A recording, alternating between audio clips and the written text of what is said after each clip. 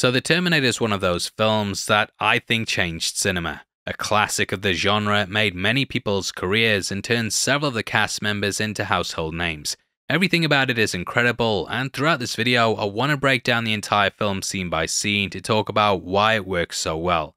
This video is packed with Easter eggs, hidden details, and a lot of things I haven't seen pointed out before, so I hope you enjoy watching it as much as I've enjoyed making it. Now though, I normally start off these videos by diving right into it, I actually want to start off by discussing where James Cameron was at before he made this movie. Cameron was slowly scratching a name out for himself in Hollywood, and this caught the attention of the people running the show at Piranha 2. Brought on as a special effects supervisor, he ended up replacing the original director after he was fired from the production.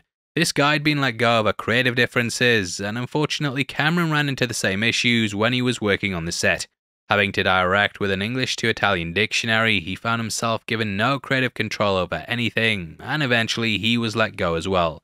However, his name was kept on the picture as a director, even though he actually didn't do much of it and had no say over the final edit.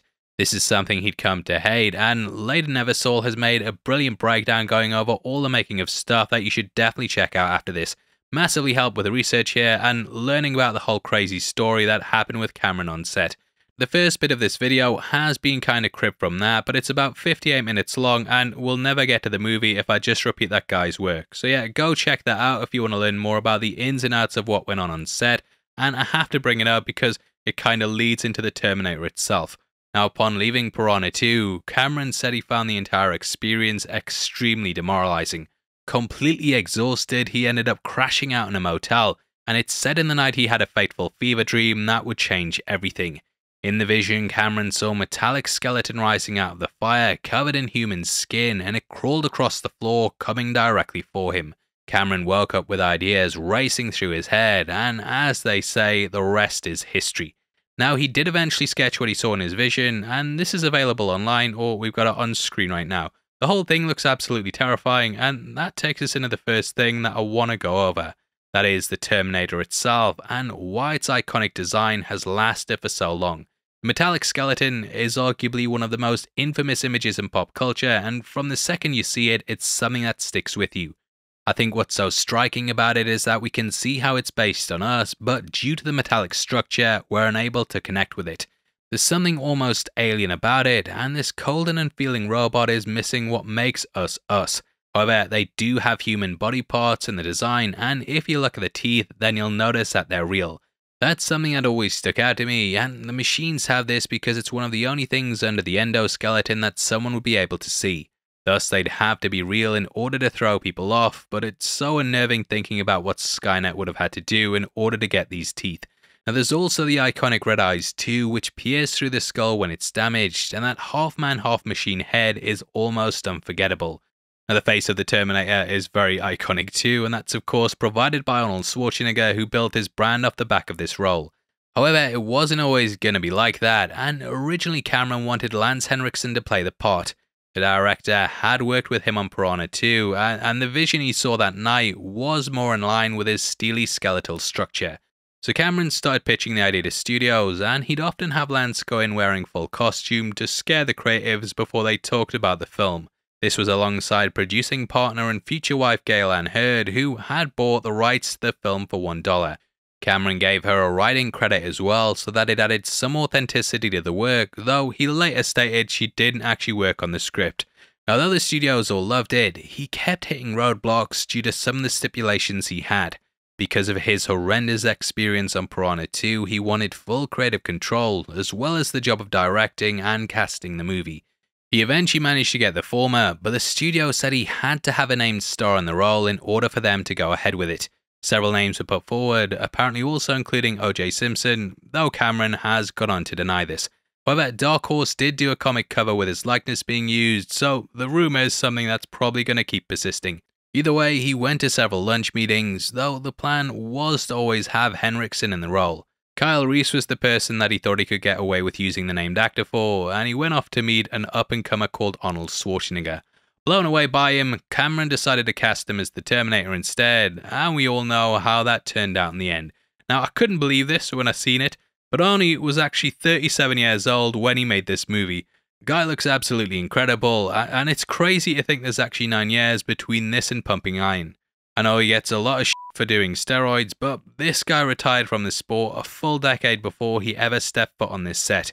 I know a couple of bodybuilders and they'll tell you how difficult it is to maintain a physique like this, and for him to be in competition shape for that long shows it's more than just hitting the steads. Guy definitely must have had an insane work ethic, and I think his performance goes beyond just what could have been a very thankless role. He prepared a ton in advance for this film and practiced daily at gun ranges so he could get to the point where he could fire without blinking. We also had Cameron employing what he called guerrilla filmmaking, and due to not having permits, a lot of the scenes were shot on the go. Now that takes us into the movie itself, and Cameron has described this as being a tech noir. Tech noir is of course detective noir shortened, and the club we visit later on in the film has that name too. The entire movie is set in LA as well, but we begin in the year 2029. The desolate landscape shows a dismantled and destroyed world, which is interrupted by the arrival of a hunter-killer. In our Aliens breakdown, we talked about how Cameron often takes people from one extreme to the other, as this instantly makes you gripped by what's happening on the screen. That's the case here too, with the silence going from 0 to 60 as we see a big battle scene play out. Now we aren't meant to know what's happening here, but the imagery makes it clear that humanity's been destroyed. I love the shot in which we watch tank treads riding over piles of human skulls, and it instantly lets us know who the dominant force here is. Now from here we cut to a big block of text that explains what's happened in this world. In order to get behind the idea why this was so fear-inducing, you have to look at the way the world was back in the 1980s. Nuclear war was a big fear, and Cameron actually grew up around the time of the Cuban Missile Crisis. He stated that he vividly remembered having the fear that a bomb could be dropped at any second, and this could destroy him and his entire life. Nukes were a major fear at the time, with TV shows like The Day After being really popular just the year before. Now we learn that nukes were used to kill most of humanity, and then from the ashes the Terminators rose up to wipe out the rest. No one knew what hit them, and Cameron stated this fear of an unknown attack's what kept him up at night. However, this idea of the unknown extends just beyond the nukes, and Terminators also represent this as well. Beyond just bombs dropping at any time, we have the idea that something from the future could show up out of the blue and kill us for something that may or may not happen. Cameron immediately grounds the situation in this body of text by also letting us know that the battle will actually be fought here, in our present, tonight. Such a cool way to start the film, and we get the story filled in the further we get into the movie.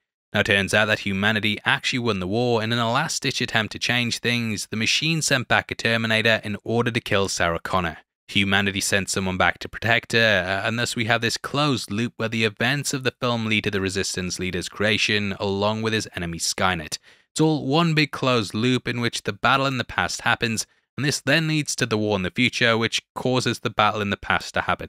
It's all timey-wimey wibbly-wobbly stuff, but it's really well structured, and One Take recently did a video on the film that pointed out something I'd never considered. Normally in time travel films, the characters are going back to change things, but that isn't the case when it comes to this movie. Skynet are the ones who want to alter the past, whereas the humans are the people that want to keep things the way they are. Now you probably have noticed that yourself, but this means that Kyle is well aware that he's going back to die, and he still doesn't try to change things.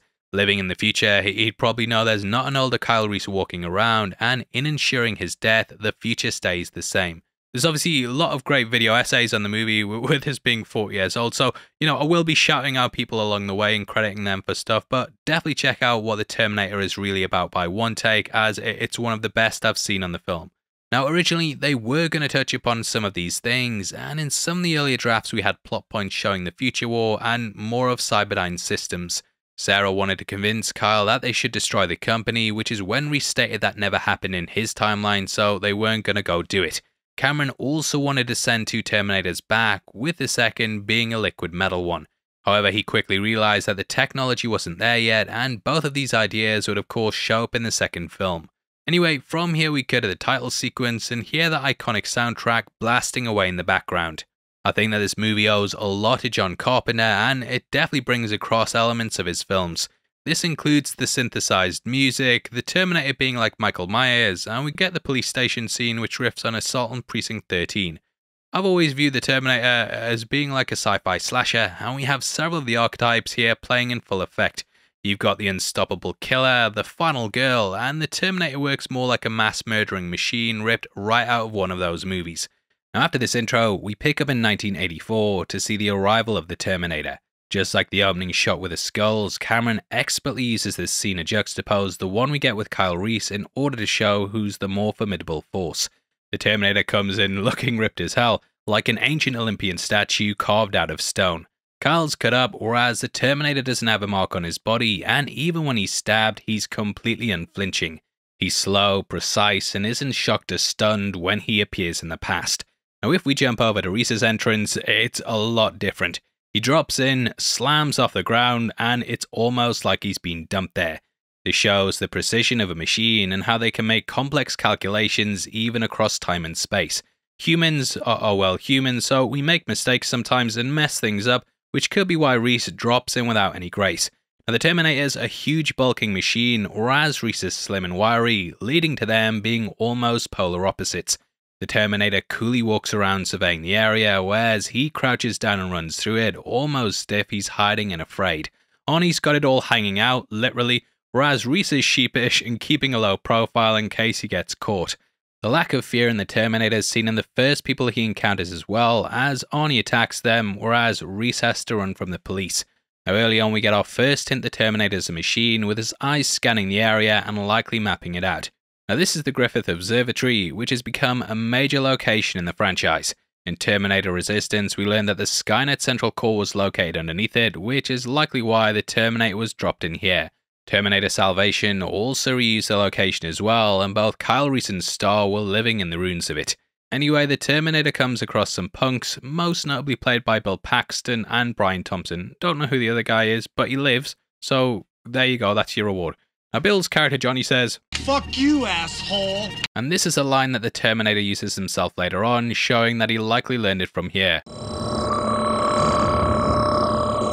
Fuck you, asshole. Also, the designation of the Terminator is a bit all over the place as well, as in this film it's referred to as the T-101. However, come T2 it gets called the T-800, so yeah, apologies if I keep calling him different things throughout the video, but the filmmakers didn't even really know. Anyway, I love how this kind of intro starts off as a mystery, and though we have some idea of what's going on, we're not 100%. This is made even better by Reese asking, "What day is it? The date?" 12 May. Thursday. "What year?" And it itches away at us until we find the answer. Now another interesting detail we can catch on Kyle is that his arm has a barcode on it. In the franchise we learn humanity was enslaved by the machines and that they were put to work. This clearly echoes the Holocaust, and I think it's been brought across to signify this here. You also see there's a police car, and here there's a 211 in progress at Bob's Liquor on the corner of 3rd and Cameron. Now big shoutouts to Reddit user Halcyon9 for pointing out that this is a nod to James Cameron, with the Terminator being his 3rd film. Now both Reese and Terminator use similar tactics, with the pair picking up a phone book to track Sarah down. Reese rips out the page so that he can refer to it, whereas the Terminator doesn't need to because he's a computer. All the Terminators, of course, can make copies of data, and their memories can be played back, meaning that he'll have a complete scan of this. Now one thing that you might not notice as well is how the Terminator looks through the names. Whereas Kyle uses one finger, the Terminator uses two because he's able to process more information at once. Now one of the best details I noticed in the entire film happens at this moment too. On the right we can see the Terminator's finger dropping down, and this is so that he can find Sarah. However, if we look at what's on the left, then we can see that he's rested on the name John Connor. This is of course the primary target, and though he's not been born yet, it shows the T-101 still has him in the crosshairs. I love how he finds both John and Sarah Connor, and though this flies by in a second, it's such a cool detail that blew my mind when watching it. Now John's of course a messianic figure, and the initials JC of course also belong to Jesus Christ. Anyway, from here we jump over to see a young Sarah Connor making her way to work. She's sort of in the same vein as Laurie Strode from Halloween, and presented almost like a Virginal Mary figure who's yet to be tested. She works as a waitress at a restaurant called Big Jeff's, which is of course a play on Big Boy. Customers complain, she makes mistakes, and even little kids are dropping ice cream in her pockets. I love how we're also made to think about the future here as well, with a friend saying, "Look at it this way, in 100 years, who's gonna care?" Everyone's gonna care, mate, because they keep sending Terminators back constantly to try and kill her. Now from here, we cut to a scene that always makes me chuckle. I don't know if it's intentional or not, but only asking for plasma rifles at a gun store always cracks me up. Phased plasma rifle in the 40-watt range. Hey, just what you see, pal.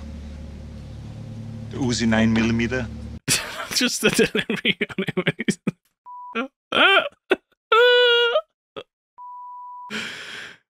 Now, Oni kills the guy behind the counter, and look, I know I'm not American yet, but I just always imagine that anytime someone buys a gun, that this moment crosses the shopkeeper's mind. Sort of like how whenever you get into the sea, you think of Jaws, and whenever you're on a long road, you think of Final Destination 2. Or Final Destination if you're on a plane, or Final Destination 3 if you're on a roller. I think that's the roller coaster one. Anyway, we see that a laser sight is added to the handgun, which wasn't actually that easy to get their hands on. This was actually something that they had to make in mask for the movie in order to make it seem like it was legit. What they did is that they added a laser on top and then ran a wire down on his glove, which went up his sleeve and then down the back to a power supply. Now, we've been talking about opposites a lot in the breakdown, and we see another one demonstrated in Reese Across Town. You watch as he has to hide and create a sawn-off shotgun, which has a bit of string tied to it in order to keep it secure. In a nice continuity detail, we see in the club later on that there's a bit of strings hanging off the end of it after he's had to yank it out his coat. Anyway, both of them continue their search for Sarah, and we see a toy truck in the street which then gets run over. In a great bit of foreshadowing, this is actually a model of the truck that Terminator hits at the end of the film, and that little toy gets revenge for getting run over. The Terminator, of course, gets run over, and he also ends up driving it as well, which leads to it being destroyed much like how it does here. There's also a young girl riding around on a tricycle, and during the truck scene, the Terminator rides a motorbike.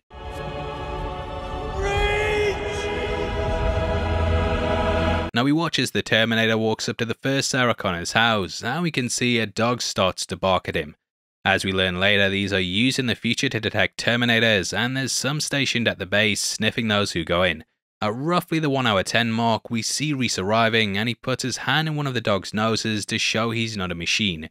This clearly became a habit, as we even see him doing it when he gets to the 80s. Cut to the 1 hour 15 mark, and we watch as him and Sarah arrive at the motel, which is when he walks over to the dog and lets it sniff his hand. Anyway, back with the Terminator, we see as he goes and hits up the first Sarah Connor. The T101 or T800 is just working down the list in the phone book because that's the most logical thing that a computer would do. For Reese though, he has played things differently, and he stopped on the bottom name because he had a better idea of who she was. Now as the Terminator breaks in the door, we see things switch to slow motion, which is a technique Cameron also used when he murders Ginger. This perfectly plays off to add some tension later on, and we see everything slow down when the Terminator's at the club. Just when the machine gets Sarah in his sights, everything slows down again, and though it's not a crazy detail, it shows how smart Cameron is when it comes to repeating techniques to add tension. Now they were actually going to do something here where he'd cut open her leg, and this was because he was looking for metallic pins. Skynet apparently had information that she'd had an operation on it at one point, and they then used this to identify the real one. However, the movie would end with her breaking her leg at the factory, and then she'd have to go on to get the operation that would then cause it. Elements of this are still left in the movie, and at the end we see that she badly damages her leg during the factory scene.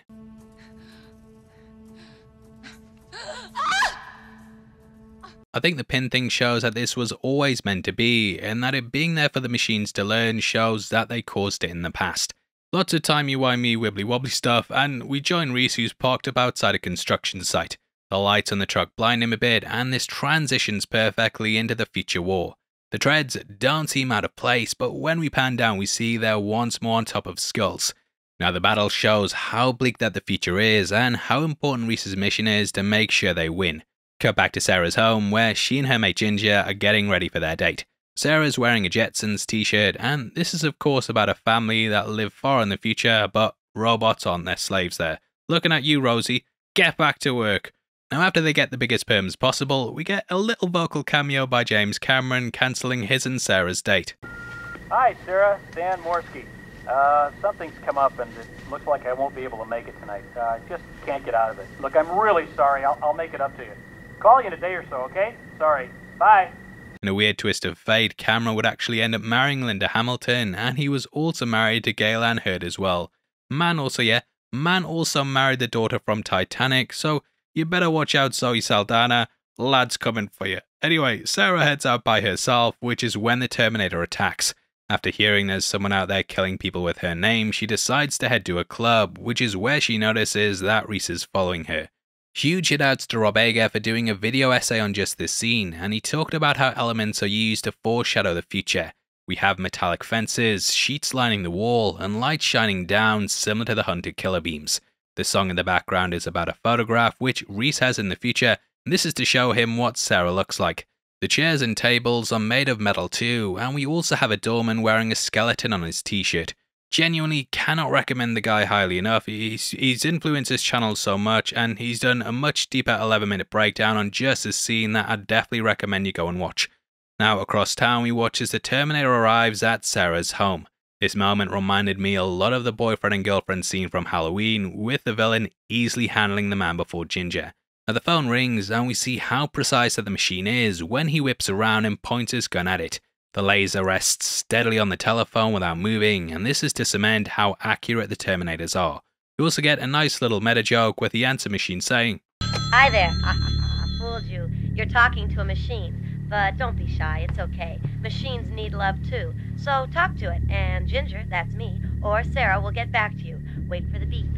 Now Sarah doesn't realise, but she's actually talking to a machine when she's leaving the voicemail, and this lets the Terminator know exactly where she is. Phones are what gives Sarah away twice in the movie, and later on we watch as she calls her mother from the motel. Fucking hell, tell you, gets the blood boiling just thinking about it. However, Cameron wanted to play on some of the fears at the time, and there was a lot of publicity around wiretapping, people listening into phone calls, and privacy being breached by foreign entities. Watergate happened about a decade before, and this theme's become even more relevant with the internet and apps collecting your data. Now the T-101 or the T-800 arrives at the club, and it all goes down with him shining the laser directly at Sarah's head. We get this hitting us too, and this screen goes red, somewhat foreshadowing the red eyes of the Terminator we see later on. Reese manages to knock him down, and in a nice bit of sound design, you can actually hear his shotgun blast hitting against the Terminator's metallic skeleton. We also get this iconic line, "Come with me if you want to live," which the Terminator uses in T2 to show that she can trust him. Now, the chase scene leads to Reese blowing up a car, which the Terminator then jumps back through. This actually burns the character's eyebrows off, and it singes the front of his hair to make him look even more menacing. As he gets off the ground, we see his jacket has smoke coming off of it, and this was achieved with Cameron pouring acid onto it. Arnie said that it f***ing knacked, and has mentioned several times that his skin was cooking during this. In the car we watch as he shows his ability to mimic people, which he later uses to pretend to be Sarah's mother. "This is 1L19, westbound and Olympic approaching Overland." I love you too, sweetheart. Now after Kyle explains to Sarah what's happening, the Terminator arrives and the chase continues across LA. I think, right, and it's nitpicking yet, but an issue that I have with this film is that the Terminator crashes the car at this point and then runs off just because the police show up. We see him later turn up to the station and take everyone out, and I never really got why the guy had to run away at this point. Now at the police station, we get a little breather and we get to meet franchise mainstay Dr. Silverman. At one point he says he could make an entire career out of this thing, and we see in T2 how he's managed to do this. Elsewhere, the Terminator goes off to repair itself, which, yeah, I guess could explain why he darts off from the car. Man gets blown in half later on and keeps going though, so I'll stop with the nitpicks. Now from here we get the eye removal scene, and you might notice that when Arnie grabs the scalpel that the blade is there, but when he puts it to his eyes, it's in fact missing. Done for safety reasons, they would of course use CGI if this was done today. Now old Plastic Head puts on his sunglasses to cover the wound, and we watch as he heads out now donning a new costume. This is where the iconic look really comes from, and we get what is one of the most famous movie lines of all time. I'll be back. Even though you can see the guy's eye isn't missing, there's just something about this that really captures what makes the Terminator special. I love how the Terminator is saying what he thinks a human would to not draw suspicion, but there's also something quite robotic about it. Arnie famously argued with Cameron on set about it because, to his Austrian ears, it didn't sound correct. Cameron fired back by saying, "I don't tell you how to act, so don't tell me how to write," and that was that. Now as this is going on, we see that Sarah's being comforted by the cops, with us getting the line, "You'll be perfectly safe. I got 30 cops in this building." Huge shoutouts to Clauditz on Reddit for pointing out that if you count the cops that the Terminator kills, then you get 30 in total. Some of the deaths happen off screen, but going by how many bursts of fire there is, it totals out at that. They also pointed out that the numbers on the HUD along the side are also digits from the assembly code for the Apple II. In the Terminator's vision, things go in slow-mo, and this could be because his processing power makes things seem slower. Either way, the massacre here helps to heighten how much of a threat this guy is. Normally in horror movies, there's a sense of safety when the police appear because, they have weapons and training. There's been a number of films that have ended with the heroes making it to safety just by reaching the police, but the Terminator shows that even these aren't a match for him. Now, just before Lance Henriksen's character is shot and killed, we can see a bulletin board with a missing poster on it. Unfortunately, the child we see here isn't a prop, and this is the real-life missing case of Kevin Collins. Kevin was one of the first people put on a milk carton, and sadly he still remains missing to this day. He was on his way home from basketball practice, which he'd normally leave alongside his brother. However, he was homesick that day, so couldn't travel back, and witnesses reported seeing Kevin at a bus stop talking to a tall blonde man. Sadly, he was never seen again, and decades later someone used his ID to try and get a passport. The person filing the paperwork noticed the name and called the police, and a cadaver dog also seemingly unearthed what were thought to be his remains. This was in an abandoned building, but in the end this was revealed to be just an animal's. Now the search still goes on, and if you know the story, it adds an eerie layer of sadness to this whole scene. Either way, Sarah and Reese make it out, and we hear over the radio how there's a massive manhunt for the Terminator. Enforcement mobilization in California history is currently underway. Police in 5 southern counties are engaged in a massive manhunt for an unidentified... We then get her patching up his wounds, which is when he talks about John. I'd die for John Connor.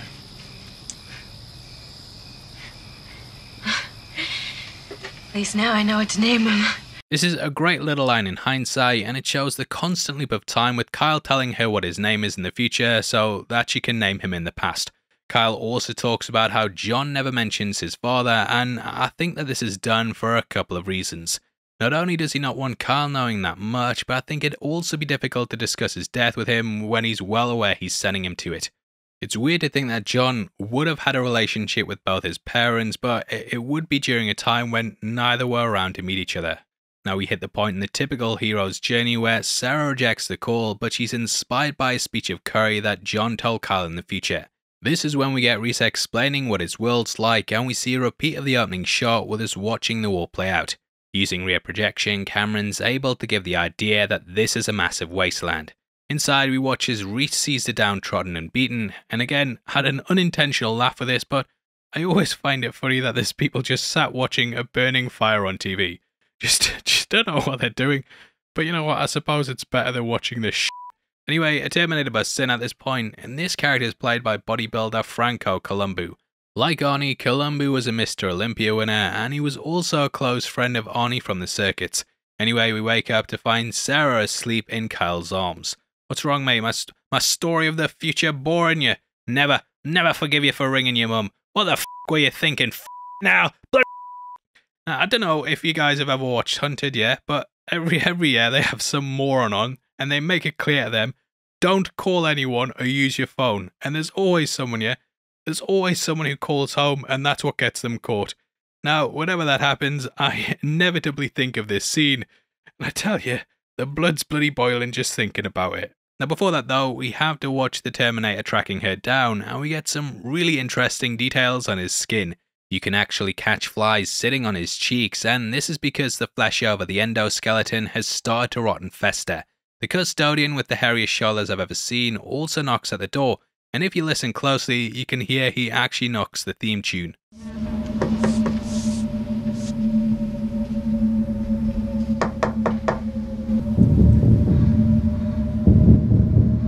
Quite a funny little detail, and we watch Sarah and Kyle enter the motel with a truck they later steal sat up in the car park.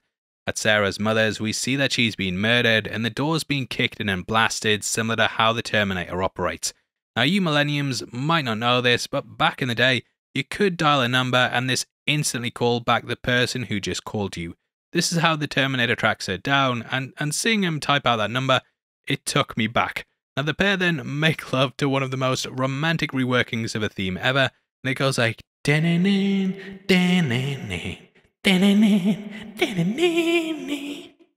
Now, after this scene, we see a big change in Kyle, and the next scene in the motel is the only time the character actually smiles in the movie.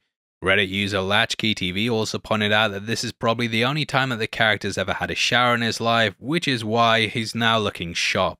I also believe that from this point onwards that Sarah refers to him as Kyle, whereas previously she just called him Reese. Now the piece is interrupted by the dog barking, and they realize they have to run as the Terminator closes in. A big car chase ensues with the Terminator getting hit, and we actually see his leg getting damaged as he travels under the truck. After taking out the driver, we get a shot of his leg limping along, and the character continues to walk with this for the rest of the film. Destroying the truck, we watch as the Terminator goes down in flames, and I love how you see him stumble out the fire and then he starts to melt. Now back when this was released, it wasn't a massive cliche to have the villain come back for the final scene, and that whole fire thing, it does seem like a conclusive ending. This is why it hits so hard, and I think that the scene still works today with the Terminator rising out of the flames, similar to what Cameron saw in his dreams.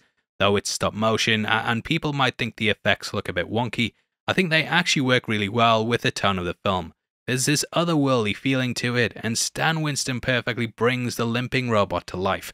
Harkens back to movies like Clash of the Titans, and seeing the unstoppable structure strut along feels very impactful. Now in the factory, we do get a bit of foreshadowing when Sarah carries Kyle. She goes to climb up a ledge and accidentally presses a button which sets the crusher off. This is the same button Sarah presses to kill the machine later on, which nicely sets up how she knows that it will work. After Reese goes out in a blaze of glory, we see just how unstoppable the machine truly is. This thing's been stabbed, shot, run over, burned and blown up, and it still keeps coming. It would of course go on to inspire other horror creatures like Mr. X and the Nemesis, but this unwavering machine was the first to do it. Crawling over Reese's corpse, it then starts to creep after her, but Sarah manages to finally take it out. You're terminated, fucker.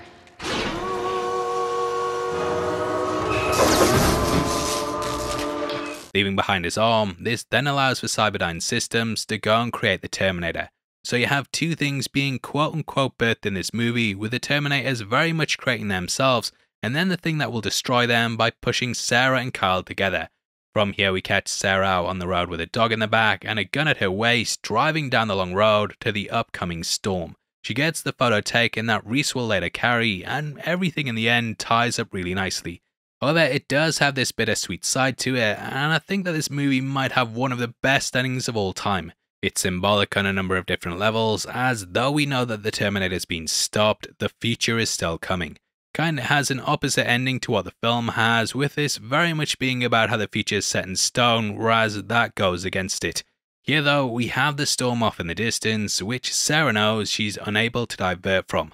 That is forever on the horizon, but like the Terminator, she's unwavering from her goals. She's heading towards it, and the road leading straight to it is a forward-facing line, much like the time stream itself, which continues to travel in one direction. Though the clouds close in, Sarah's heading there with her dog and unborn son, and they'll now begin the training for what's coming round the corner. Now from here we cut to the credits and get one that says acknowledgement to the works of Hall and Ellison. This is a bit of a sore point for Cameron, as Ellison threatened to sue Orion for copyright infringement when the movie was released. Claiming it was based on his Outer Limits episode Soldier, this saw two people from the future travelling back in time to battle it out in the past. I have watched the episode, and though there are some minor things like that, I don't think there's any real similarities beyond it. However, Orion was scared of what could happen, and Cameron was told that if he didn't agree to credit Ellison, then he'd have to pay the damages. Thus, they settled with Cameron saying that he had no choice but to agree, even though he says he didn't steal from the story. Now this lawsuit was all done in 1986, and thus every copy of the film since then has come with this disclaimer at the end. Obviously, let me know below what you think on the situation, and that just so happens to wrap up the movie. And what a bloody movie it was. I mean, to me, this is still one of the best films ever made, and I hope that going back through it like this has helped you to spot some things that you might not have noticed before. As promised, we will be back with our Terminator 2 breakdown, so make sure you stay locked to the channel so you don't miss out. Hopefully you've enjoyed this, and if you want something else to watch, then make sure you check out our breakdown of RoboCop, which will be linked on screen now. With that out of the way, I've been Paul, you've been the best, and I'll see you next time. Take care, peace, and I'll be back. I'll be back for Terminator 2. I'll be back. I'll be back.